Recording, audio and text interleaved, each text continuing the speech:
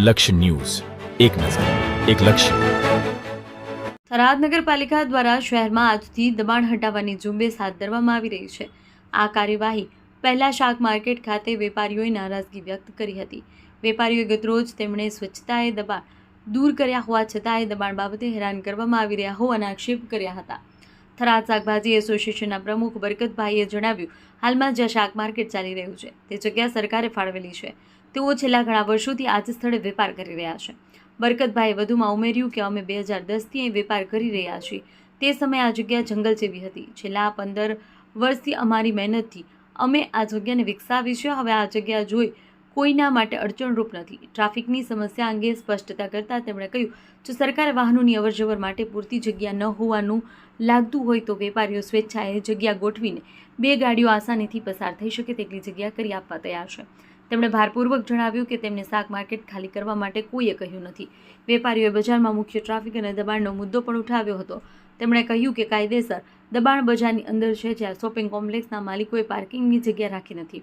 શાક માર્કેટ જે આવેલું છે તે જાહેર રોડ નથી, પરંતુ એક શેરી રોડ છે, જ્યારે કે મુખ્ય ટ્રાફિક બજારમાં જ છે. થરાદ શાકભાજી એસોસિએશને સરકારને અપીલ કરી છે કે તેમના વર્ષો જૂના પ્રશ્નને ધ્યાનમાં લેવામાં આવે અને હાલમાં શાક માર્કેટની જગ્યા કાયમી ધોરણે ફાળવી આપવામાં આવે.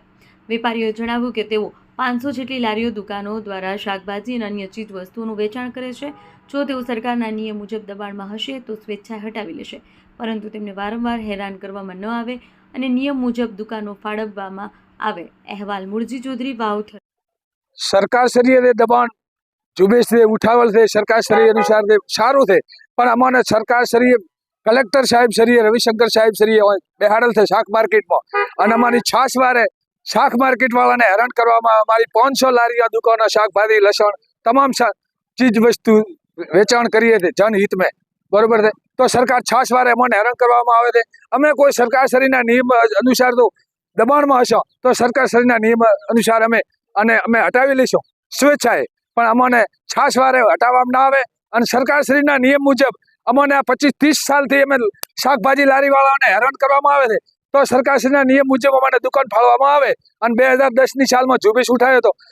પોંચાભાઈ હતા માળી ચીફ ઓફિસર, પોતાએ ઝુંબેશ ઉઠાવ્યો હતો અને પોતે નમૂનાપુર કલેક્ટર સાહેબ રવિશંકર સાહેબ શ્રીએ દુકાન બનાવી હતી. એ રીતે અમને સરકારશ્રીના નિયમ મુજબ અમારે દુકાનો ફાળવામાં આવે.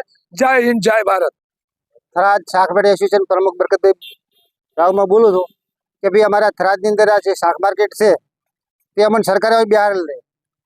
અને 2010ની અંદરથી અમે અહીં આગળ એ વખતે તો બહુ જંગલ જેવું હતું, પણ 15 વર્ષની અંદર અમે આગળ જંગલમાં મંગલ કરી નાખ્યું છે.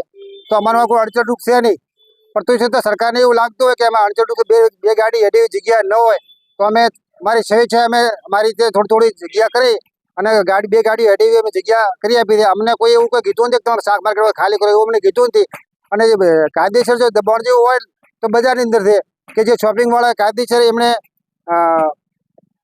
ભાઈ પાર્કિંગ માટેની જગ્યા નથી રાખી, તો એમને પાર્કિંગ માટેની જો બજારમાં મેન ટ્રાફિક બજારમાં જ છે, વहाँ તો કોઈ ટ્રાફિક નહીં. આ તો શેરી રોડ છે, બરાબર. આ કોઈ જાહેર રોડ નથી. જાહેર રોડ છે એ તો જે આજુબાજુમાં ડાકડે છે. એટલે અમારી સરકારને નમ્ર એવી અપીલ છે કે અમને શાક માર્કેટ પણ ફાળવી આપે. અમારે વર્ષો જૂનો પ્રશ્ન છે તો અમને શાક માર્કેટ પણ ફાળવી આપે. એ અમારી આ બધો શાકભાજીવાળાની બધાની નર્મ અપીલ સરકાર પાસે છે.